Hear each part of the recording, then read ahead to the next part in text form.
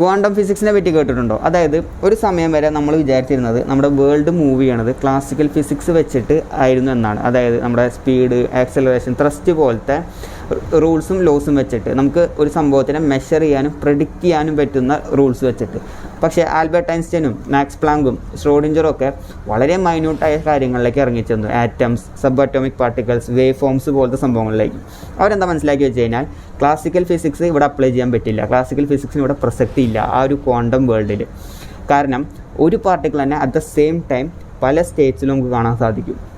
For example പറയുകയാണെങ്കിൽ ഒരു particle നമുക്ക് ബ്ലാക്ക് ആയിട്ടും കാണാം, വൈറ്റ് ആയിട്ടും കാണാം. ഒരു ലിമിനൽ സ്പേസിൽ ബോത്ത് ബ്ലാക്ക് ആൻഡ് വൈറ്റ് ആയിട്ടും കാണാൻ സാധിക്കും.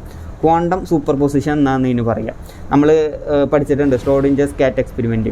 അതായത് നമ്മളെ ബോക്സ് തുറന്നു നോക്കണ വരെ, നമ്മളെ ബോക്സ് ഒബ്സർവ് ചെയ്യണ വരെ ദി കാറ്റ് can be in 2 states, either dead or alive. ആ സെയിം സംഭവം തന്നെ നമുക്ക് ഡബിൾ സ്ലിറ്റ് എക്സ്പെരിമെൻറ്റിൽ കാണാൻ സാധിക്കും. എങ്ങനെയാണെന്ന് വെച്ച് കഴിഞ്ഞാൽ നമ്മളൊരു പാർട്ടിക്കിളിനെ ഫയർ ചെയ്യണം ഒരു ഡബിൾ സ്ലിറ്റിലേക്ക്. നമ്മൾ ഒബ്സർവ് ചെയ്യണ വരെ ആ പാർട്ടിക്കിൾ ഒരു വേവ് ഫോമായിട്ട് ആക്ട് ചെയ്യുക.